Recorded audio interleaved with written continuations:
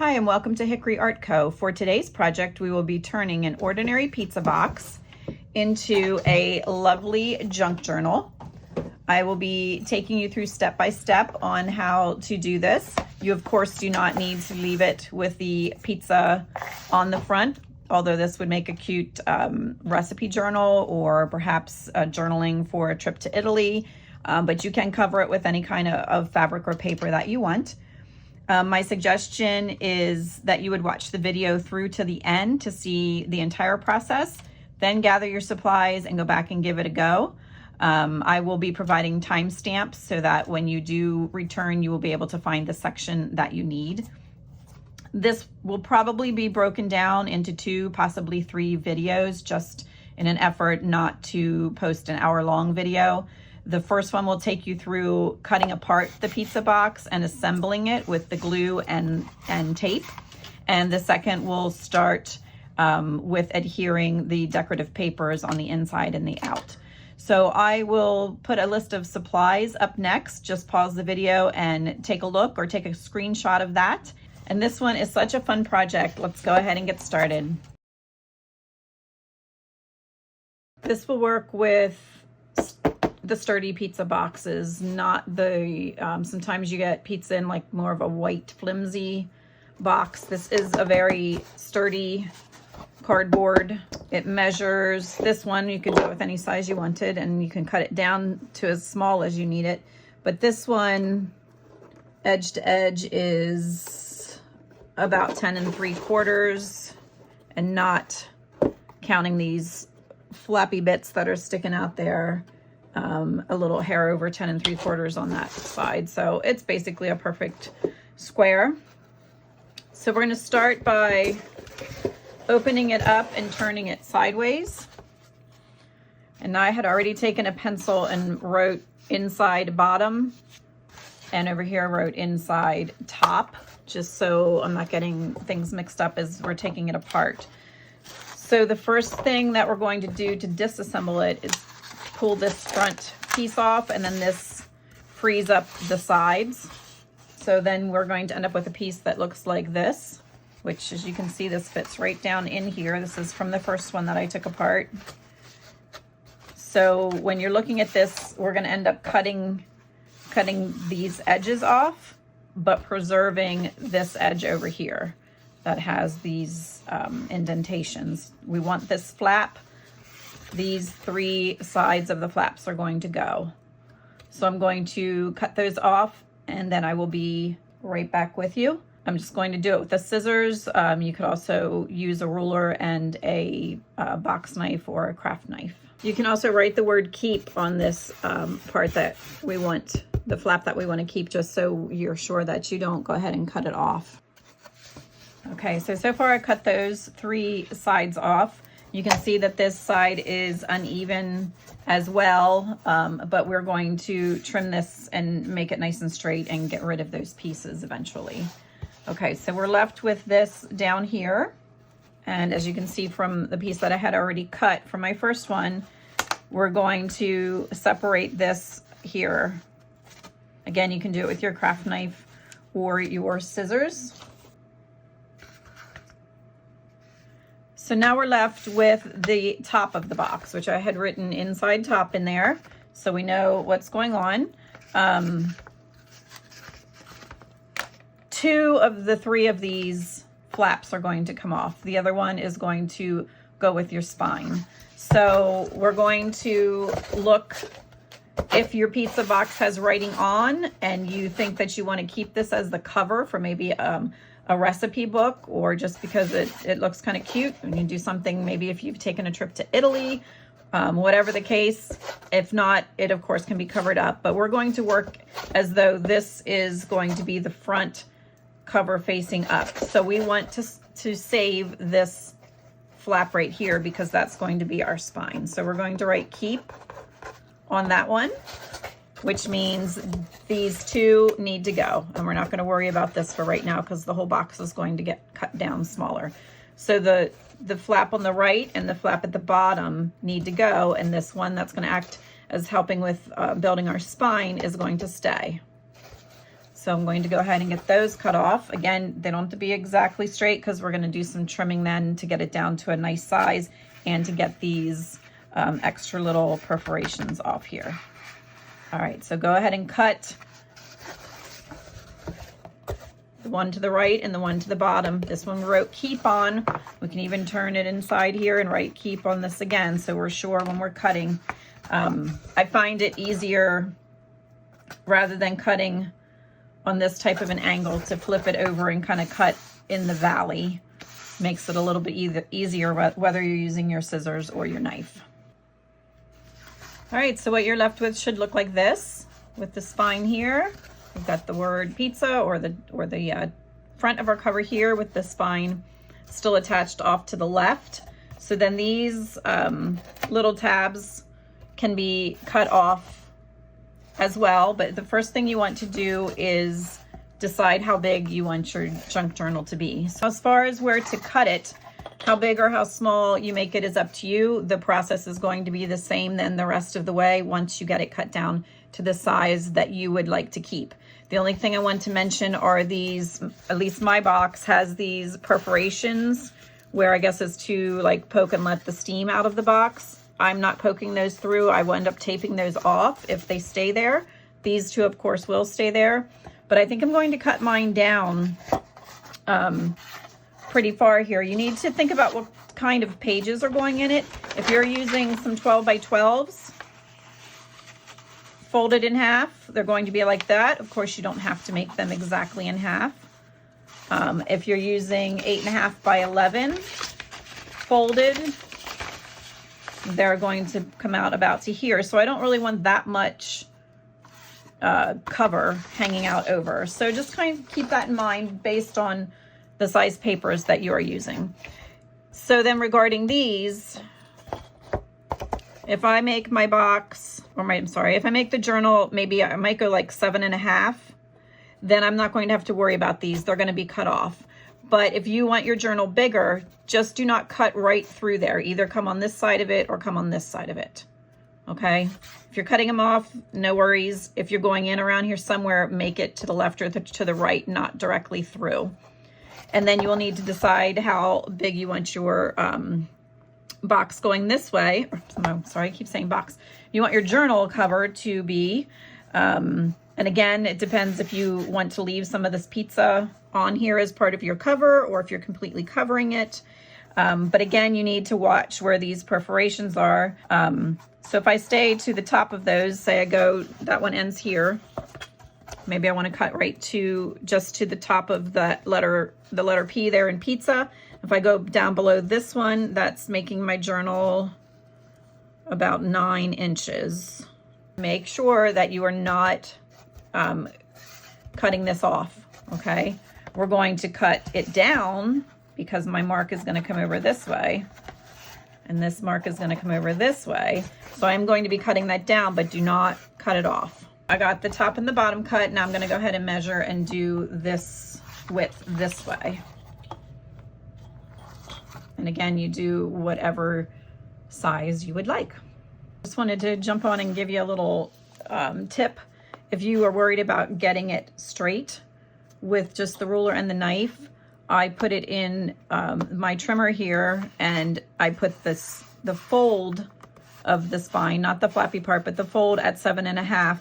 And then I just came over here, and it's not the blade will not go the whole way through all of this corrugated cardboard, but it does cut the top layer, so you have a really nice straight line. So then you can take it off of there and finish the cutting with your knife. If you are very picky and fussy about your blade on here, you may not want to try to cut through the cardboard. That's totally up to you.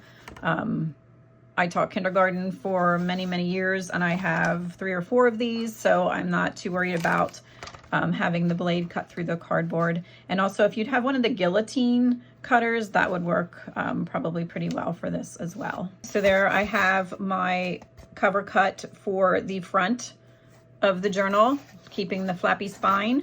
Now I'm going to just go ahead and do the same thing with the back, keeping this part and cutting it down to size to match the front cover.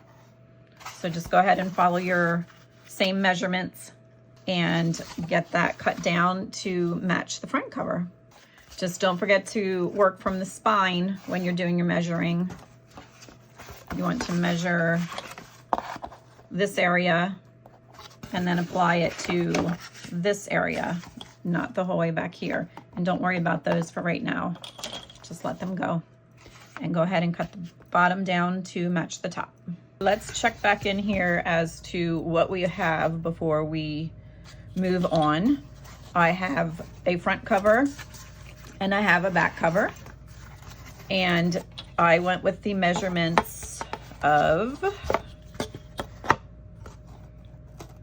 7.5 by 9, not counting the flat part.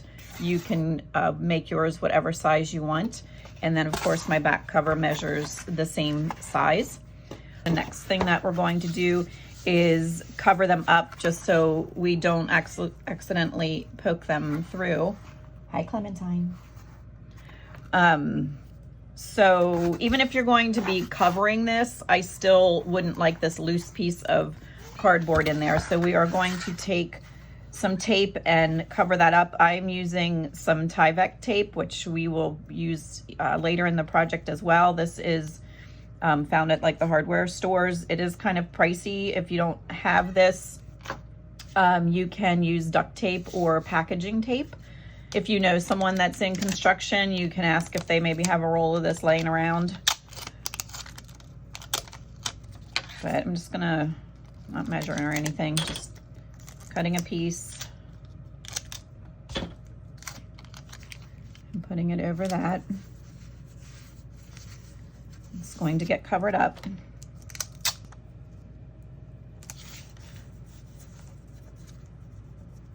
Then I wanted to show you, if I put my covers together like this, and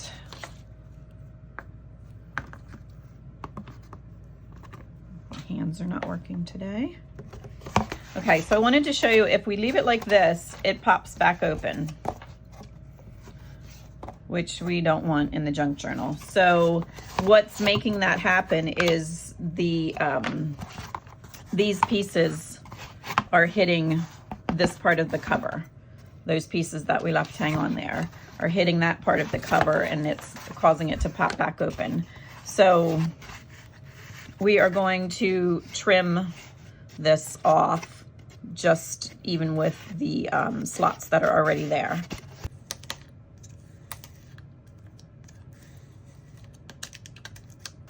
Okay, so now we just want to get rid of this little bit of an overhang that we have from the front cover. So I'm going to just trim off about 1/4 inch from there. And I'm going to use my paper cutter again for that. Okay.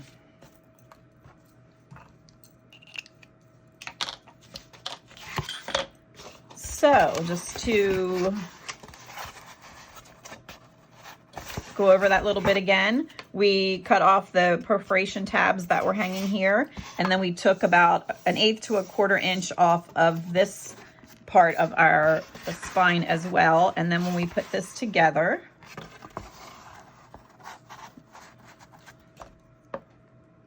and I'm just doing this to demonstrate, you do not need to do this part yet. So now we have a cover that does not flop open. It does bounce a little bit, but it's going to be full of signature pages, so that will be fine. And we have a flush edge back here now, since we took that little strip off of the flap of the front cover. Now is the step where we're going to join the front and the back cover together. So the front cover flap is going to go on the outside of the journal, and the inside flap is going to be coming from the back cover. So it's going to slide together like this when we join it. You do not need to do this part, but I'm going to mark my crease in here just so that you can see it on camera, because I want to show you that. Actually, let me mark this crease with a different color. I don't know if that really showed. That's green. You do not want to jam these two parts together. You're going to leave a little bit of a space, just like maybe 1/8 of an inch of space in there so that this moves freely. If you jam this up against here and glue it, this is not going to operate properly. So when we're gluing, we want to make sure that we are leaving a little bit of a gap in between there so that that moves okay. So I am using Fabri-Tac. You can use whatever glue that you like that is a nice strong glue. I would not use a glue stick. Use a nice strong glue. And I'm going to be very generous with it. This is also going to get taped.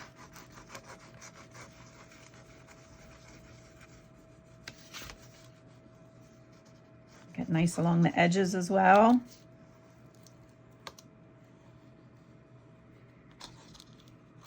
And nobody's going to see this part, so it doesn't matter if some of the glue oozes out anywhere.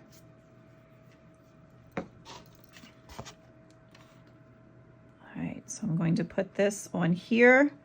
I am making sure that I have a gap between this fold and this line of this piece, and I'm making sure that I'm even on the top and the bottom down here.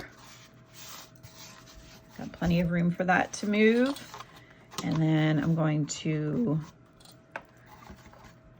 put some binder clips on it. And then you can also, if you don't have binder clips, or in addition to the binder clips, you could sit something heavy on there. And we're just going to let that dry for a little bit. The Fabri-Tac doesn't really take all that long to dry. Now that the glue on our spine has dried, we are going to remove the binder clips. And we are going to go back to using some of the Tyvek tape. We're going to put a strip here to reinforce this side, and then again this side. And we're going to be sure that we keep this crease right here. I did want to mention, I didn't do it, but you could also put a little bit of glue in there around that perforation before you put that tape on it. So I'm going to go ahead and get some tape put down. For this, I like to turn my journals sideways when I'm working on the spine.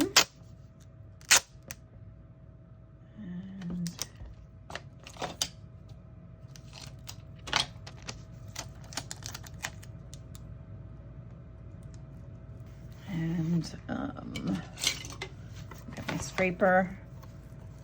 I want to make sure that this is still operational right here. So I'm just, this is not sharp, I'm just pressing the tape down into that. And now I'm going to do this side with another piece of tape. Oops.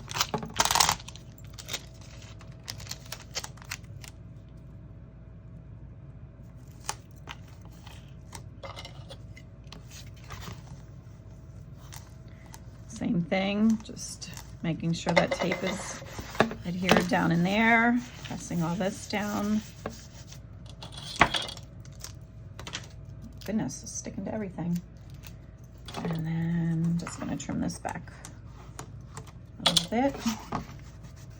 Again, you can see I'm not worried about it being all nice and neat right here. It's all gonna be underneath.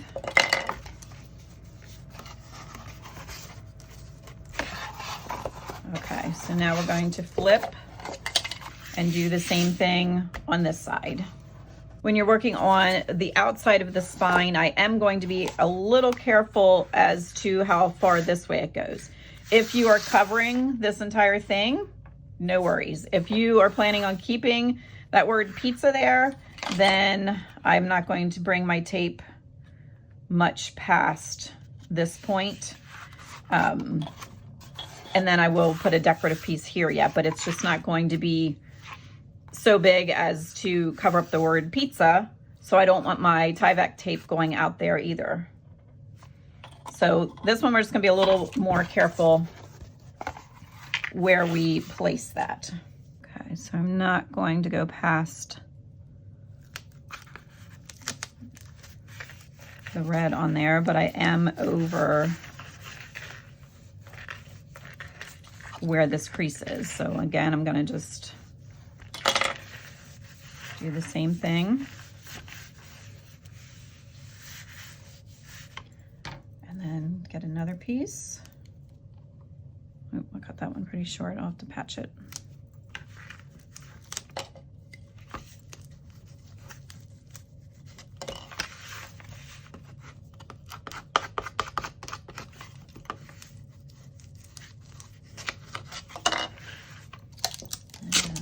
Another little piece.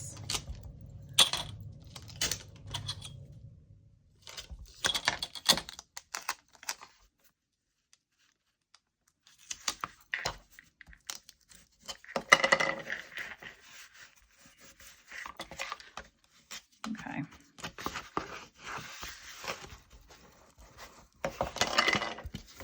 All right, so we have that, which looks like this.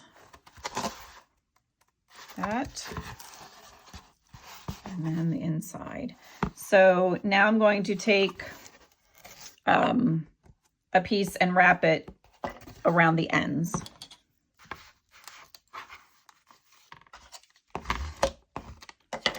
And then I'm going to flip it and bring those pieces up over here. Same thing on this side. And that is all going to get covered up. Okay, so this is what we have. Again, in here, it didn't matter how wide I went. On the outside, you want to keep it slim right here. If you are keeping this as your cover, if you're covering the whole thing, it does not matter. Okay, that's what it looks like here. And back here, I didn't really care how far I went because I'm obviously not leaving that as part of my packaging. So, or part of my, I read the word package on there. As part of my finished junk journal, this will be covered up. So this, it did not matter how far that tape went in. Okay, so then what I like to do is I just kind of gently squeeze it a little bit there. And then I line up my edges and I just put some binder clips. And then this also, doing it this way, gives that original glue that we had used in here some more time to set up before we proceed any further with it. Okay, so I've taken my binder clips off and now I'm going to just reinforce the inside cover of the front cover. You can do the back cover too if you want. For today, I'm just going to do the inside cover. And the box has like a crease here for some reason, which doesn't seem to be doing anything, but I just want to make sure, since this is going to be a very active part of the journal, obviously, I want to reinforce this a little bit before I put my end covers on. So I just took a cereal box and cut the back part off. You could actually use both sides. I already used the front of the box for another project, but you could do it on each, the front and the back cover. So I am just going to adhere this with some glue before I attach my end papers, but I am making sure that I'm not going to put it back here in the crease. It's going to stay out. So I cut it a little tiny bit smaller than what the actual cover size is. So it is a little smaller. And I'm going to just attach that with glue. If you don't have a cereal box, you could use chipboard. You could use a heavy cardstock or anything like that. That's just gonna give it a little bit extra sturdiness inside here. Okay, so I'm gonna get that attached. The one thing I do like to do if you are using any kind of packaging material, it is kind of shiny, so I will take one of my sanding sticks, or if you have a little piece of sandpaper or even an emery board, and just go over it just to get a little bit of that shine off, and just make sure that it has a little bit of tooth for your glue to grab a hold. And then apply a generous amount of glue and get that stuck down on here. All right, so that is on. It is not in the crack.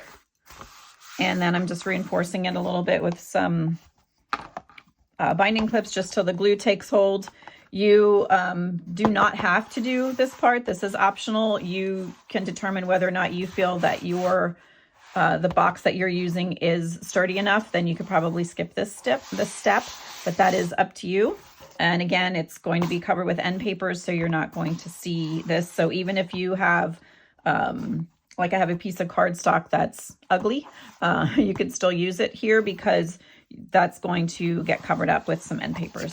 So I'm going to let this dry well, and then we will see what to do next. I'm going to stop here for this video, and for part 2, I will show you how to get some decorative papers or fabric put on here at the front, the back, the inside, and then we will also talk about how we would join our signature papers into this type of a journal. I will put the link to part 2 in the description when it is ready, and I will probably also put it at the end screen, meaning if you watch to the end, the extra videos that pop up, one of those should be part 2. I hope you found this tutorial helpful and have fun creating your own pizza journal, and I will see you in the next one.